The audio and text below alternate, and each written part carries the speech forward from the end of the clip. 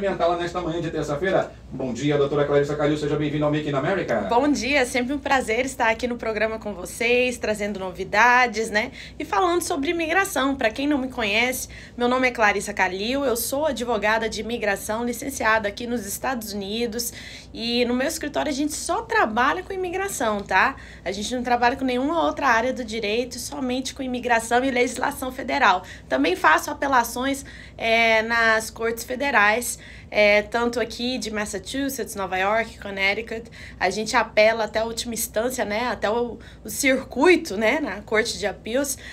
Quando existe, né, um caso, né, negado, a gente vai até o fim. Maravilha. Doutora Clarissa Calil, vamos começar falando também de uma decisão que foi anunciada na semana passada em relação ao ICE, que agora parece que vai evitar a deportação de pessoas vítimas de criminosos, né? Então, essa é uma novidade bem animadora, pois significa uma mudança, né, de política dentro do próprio ICE, né? Para quem não sabe, durante a administração Trump, nós advogados de imigração, a gente não tinha conversa com o ICE, né? A política, todo mundo era prioridade, então, assim, muitas coisas mudaram e recentemente, semana passada, dia 12 de agosto, a gente teve muitas mudanças no dia 12 de agosto na imigração. Uma delas foi essa novidade do ICE, o qual o ICE vai se abster de deportar vítimas de crimes aqui nos Estados Unidos. Pessoas que foram vítimas de violência doméstica, pessoas que foram vítimas de tráfico humano. A política dentro do ICE agora é para eles terem uma conduta mais humanizada, a honrar esses imigrantes que foram vítimas de crimes, né? Então, eles vão se abster de estar procedendo com deportação de pessoas que foram vítimas e que também, né, tenha um benefício migratório colateral, vamos supor, uma pessoa que é vítima de um crime qualificado aqui nos Estados Unidos, caso haja uma certificação da autoridade investigadora, essa pessoa pode vir a requerer o visto U, né, perante a imigração. Então, e demora, tá? Demora uns 5 anos, tá? O visto U, para quem conhece, para quem sabe, realmente é um processo que tem que ter paciência, porque demora. Então, são 5 anos de espera. Então, o que acontecia muito na administração do Trump, na realidade, é que eles estavam deportando essas pessoas. Essas pessoas estão com o pedido aqui pendente e tal, e estavam deportando, se tinha ordem de deportação já, né? E aí, agora, com essa nova política, eles não poderão mais, né, deportar essas pessoas, eles não irão fazer, eles vão agir com discricionariedade na hora de, né, porque eles precisam se abster agora. Se tiver um visto pendente, ou um visto T pendente, ou um VAWA, né? VAWA para quem é vítima de violência doméstica nas mãos de um cidadão americano ou residente permanente, né? Que seja o cônjuge ou filho, né? Que tem mais de 21 anos. Infelizmente, tem muito filho abusivo por aí, né? Então, também há a possibilidade do VAWA, né? Se o seu filho é abusivo com você, te abusa psicologicamente, emocionalmente, financeiramente, né? Então, existe essa possibilidade desse benefício migratório se seu filho tem mais de 21 anos. E não importa, né, se você entrou pelo México, se você entrou com visto montado, né, esse pedido imigratório, ele é um pedido humanitário.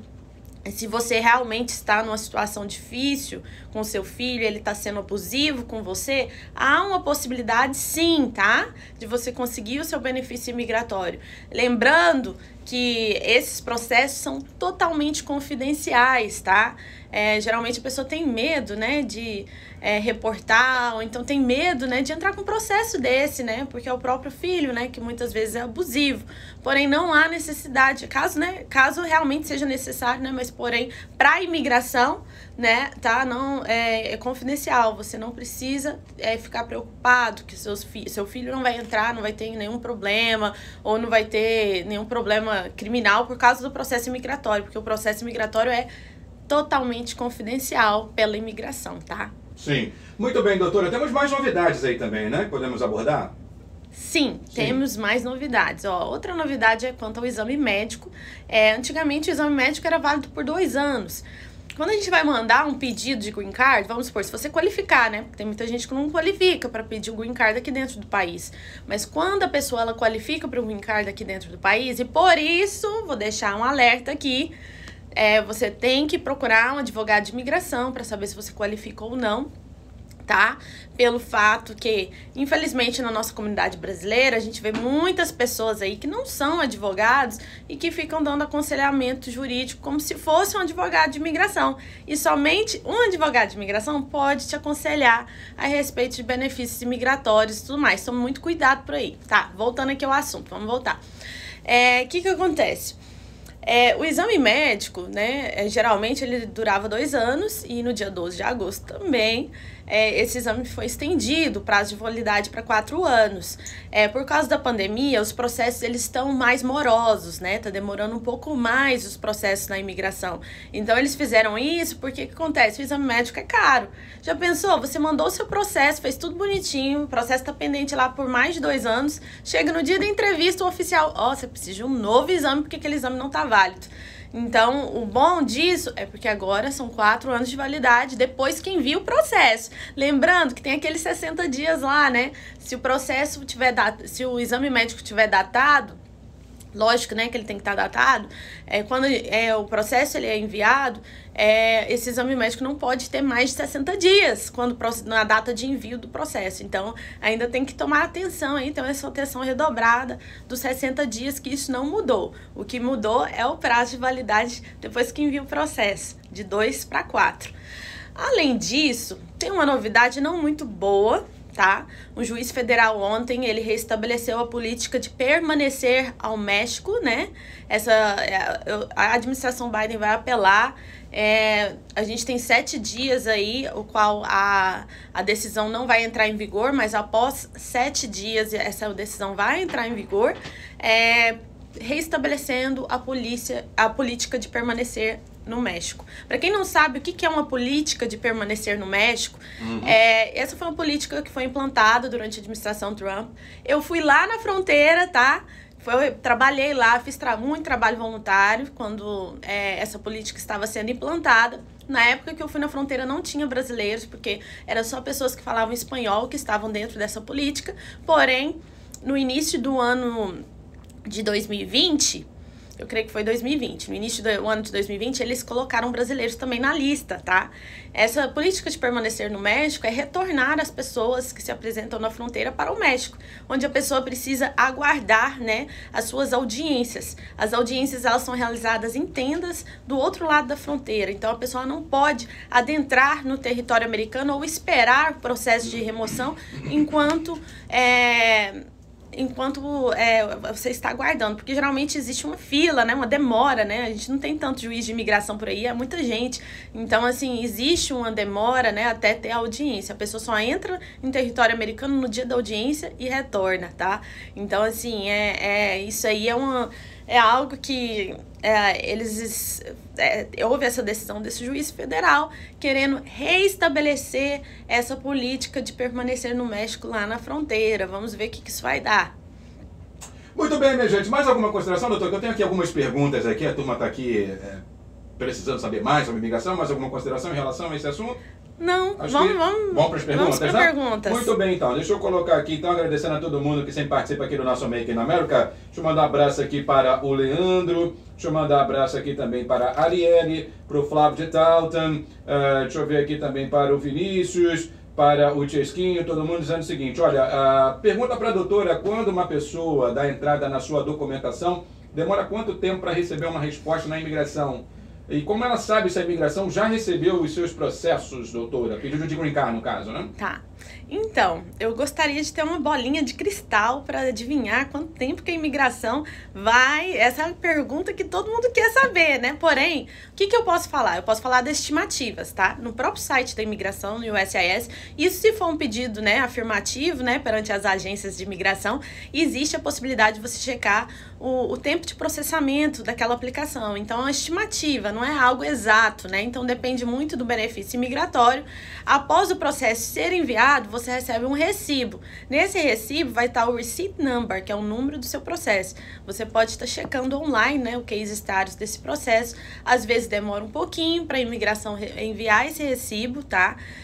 Porém, é o que eu posso falar. Eu não tenho bolinha de cristal para falar, vai demorar um ano. O que a gente fala são estimativas, tá? Porque a gente também não quer falar que vai durar um certo tempo e depois não dura, porque a gente não tem controle de quantos processos que chegam na imigração, né? O tempo de processamento depende do número de processos que chegam na imigração, o número de funcionários, né? E com a pandemia houve um atraso?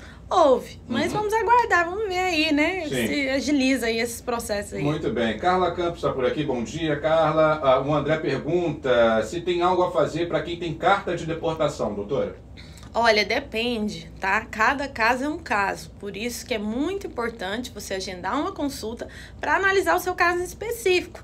Para até mesmo pedir os seus recordes, né? Porque vamos supor, às vezes você entrou, né, sem inspeção no país e aí foi pego pela imigração, ali você foi processado, recebeu uma citação, teve que comparecer numa audiência de imigração, às vezes não compareceu, às vezes compareceu. Então, a gente tem uma série de fatores que precisam ser analisados num processo. A gente tem um entendimento jurisprudencial, esse entendimento jurisprudencial é recente, do Nis Chaves. Essa questão do Nis Chaves, o que é? É como se fosse um novo Pereira. A gente checa se a citação ela tem data e horário. Se a citação que você recebeu para comparecer na Corte de Imigração não tem data e não tem horário, você está aqui há mais de 10 anos, tem um filho, né, que é cidadão americano ou não, você já tem um processo lá na corte. O processo, às vezes, né, não deu certo, às vezes você tem essa ordem de deportação aí, às vezes há uma possibilidade de reabrir esse caso. Porém, vários fatores precisam ser analisados para ver se realmente, né, essa seria uma opção. Maravilha. Deixa eu ver aqui mais perguntas. Lembrando que tem 180 dias. Essa decisão, ela é recente e nós, advogados de imigração, a gente tem prazo para entrar com esses casos. Então, são 180 dias após a decisão. Esses 180 dias vai completar em outubro, tá? Ok. Então, não pode demorar muito. Maravilha. Marcelo pergunta para a doutora, poderia falar sobre o visto EB2NIW, é isso, doutora? Acha que vale a pena? Tem possibilidade de ter green card através desse visto, né? E é para um amigo aqui da Gisele, está perguntando, né? E ele é qualificado na área de TI. Ótimo, que pergunta maravilhosa. Fico feliz com essa pergunta aqui no programa, tá? Bom. Então, o EB2 National Interest Waiver, NIW, o que significa? Olha, infelizmente, se a gente for colocar lá no YouTube, eu não vou falar isso, porque senão depois vocês vão procurar, mas não é assim, tem muita informação errada, muita informação contraditória sobre esse processo, e assim, não é um processo tão simples assim, tá? A gente tem que tomar muito cuidado com esses processos, porque são processos que existe uma série de fatores que precisam ser analisadas, inclusive o currículo do candidato. Porque o que acontece? Geralmente no processo normal de EB2 PERM, ou seja, não estou falando NIW, tá? EB2 PERM. O que a gente precisa fazer? A gente tem que fazer todo um processamento no Departamento do Trabalho, a gente tem que pedir uma certificação de trabalho, isso aí demora, tá? É um processo lento.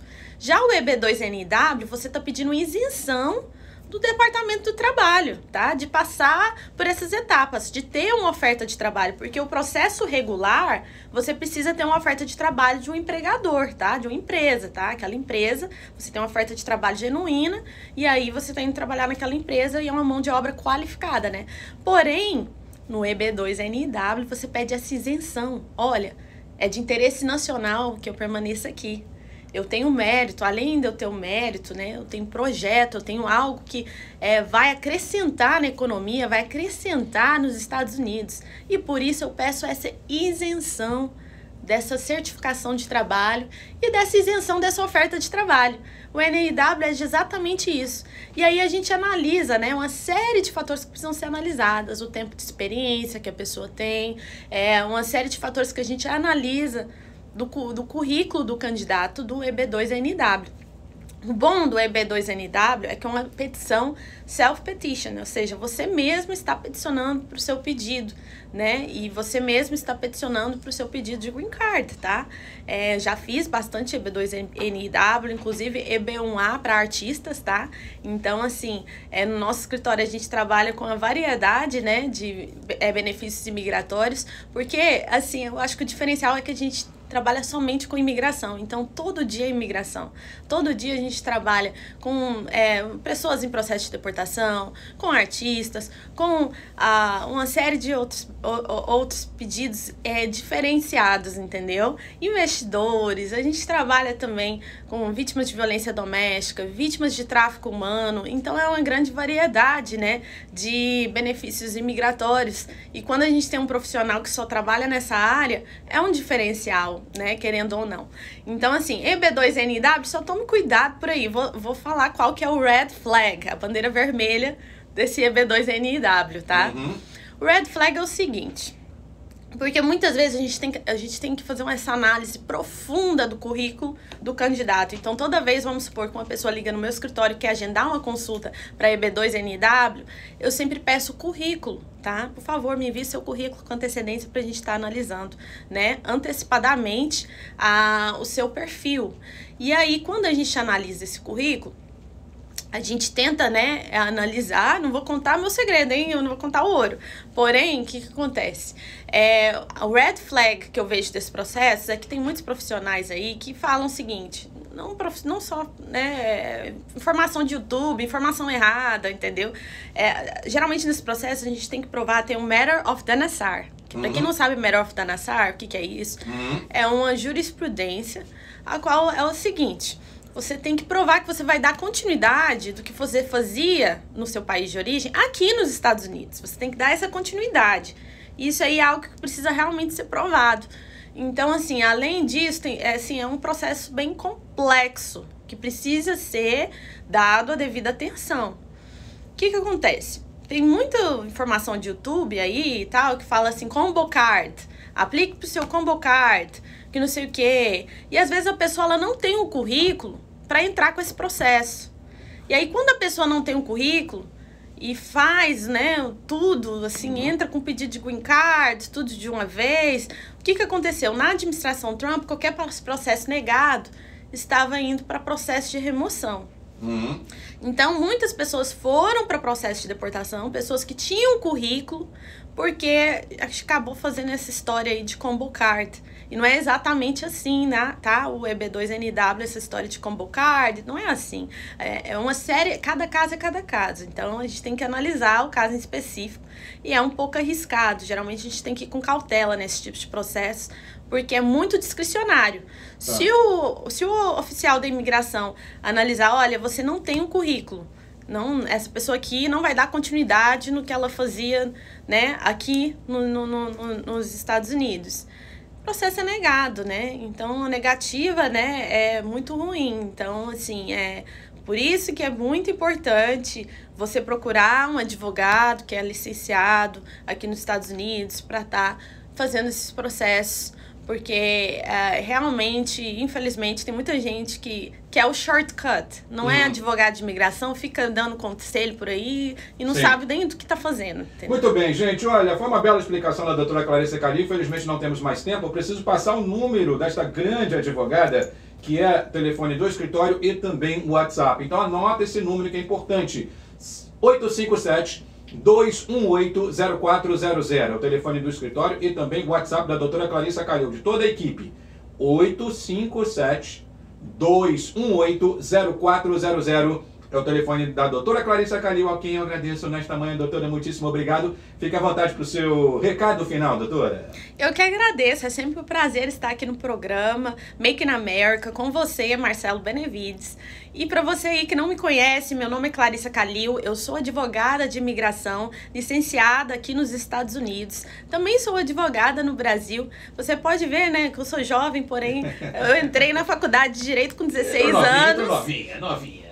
Pois é, bastante tempo que a gente está aí trabalhando só com isso. E aqui nos Estados Unidos, eu tenho um escritório aqui em Framingham, em frente à prefeitura. Inclusive, a gente está com a nova localização, um espaço maior, melhor para poder atendê-los, né? A gente ainda não está tendo consultas presenciais, porém a gente vai ter em breve, tá? A gente está se preparando para isso, a gente vai ter uma festa de inauguração do nosso escritório. Vou convidar todo mundo, tá? Para minha festa de inauguração. Bom demais. E, foi um prazer, viu? É sempre um prazer estar aqui, pode ligar lá no meu escritório se você está precisando de um advogado de imigração ou algo assim. 857-218-0400 é o telefone do escritório. E você também pode me seguir lá no Instagram, Clarissa Immigration, tá?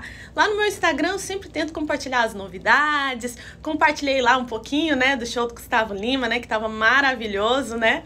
Então é isso, um grande prazer estar aqui. Uma ótima semana para todos nós. Que Deus nos abençoe essa semana. Maravilha, obrigado, doutora. Até a próxima. Igualmente. Valeu, gente. Não dá mais tempo. Fui. Tchau. Gente, eu batom no meu dente agora que eu fui ver. Peraí, deixa eu tirar. Tá. Pronto, tirei. Então, gente, sempre um prazer estar aqui com vocês, tá? Junto com o Marcelo Benevides. Ó, amanhã não, dia 18 eu vou ter uma live, tá? É amanhã mesmo. Eu vou ter uma live aqui no Instagram, junto com o Dr. Euro, onde a gente vai estar falando sobre como se tornar advogada aqui nos Estados Unidos, tá? Vai ser um assunto bem legal para vocês que me seguem aí. Eu sei que tem muitos profissionais da área de direito que me seguem. E eu vou contar um pouquinho da minha trajetória, como que eu me tornei advogada aqui nos Estados Unidos, como que foi, né, todo o processo de estudar aqui. E também vou contar, né, como que se torna advogada aqui nos Estados Unidos. Então, assim, eu acho que vai ser bem interessante. Muitas pessoas já haviam me perguntado antes, mandando mensagens no Instagram, falando para eu falar um pouquinho a respeito. E essa live vai ser dedicada exclusivamente pra gente estar falando sobre isso. Dr. Euro, tá? Segue ele lá também. E sempre um prazer estar aqui com todos vocês. Vou ler aqui os comentários. Bom dia, doutora Clarissa, advogada mais linda que já vi. Que Deus abençoe sempre. Vou marcar um apontamento logo com você, doutora. Obrigada, Célio. Pode marcar um agendamento lá com a gente, pra gente estar fazendo uma consulta, ok? Doutora Clarissa, após recibos do VAWA, quanto tempo é possível conseguir Advance Parole? Boa pergunta, tá? O processo do VAWA, ele demora um certo tempo, ele não é tão rápido, tá? A gente precisa analisar o seu caso em específico pra ver se você qualificaria ou não. Vamos lá. Doutora Clarissa, você é um excelente profissional. Obrigada por tudo. Sucesso sempre. Obrigada, tá? Fico muito feliz em ver esses comentários aqui. Fico lisonjeada. Senhora, está falando dos paralegals? Bom, não só isso, tá? Eu tô falando, assim, de profissionais que às vezes não são da área, às vezes não são advogados e se passam como advogados, tá? Infelizmente, na nossa comunidade brasileira, na comunidade hispana, tem muito isso. Um notário que quer dar aconselhamento jurídico sem ser advogado aqui nos Estados Unidos. Somente advogado licenciado nos Estados Unidos que pode dar aconselhamento jurídico, tá? Isso é sério, é crime federal. Tá, vamos lá. Doutora Denise, olha aqui, eu fico lisonjeada. Muito obrigada, uma simpatia muito competente, parabéns. Fico lisonjeada em ver o seu comentário aqui. Um grande prazer, Denise. Doutora Denise, para quem não sabe, também é advogada de imigração, tá? Muito querida. Super competente. Ana Amaral, muito obrigada. Então, agora eu vou lá porque eu preciso trabalhar, né?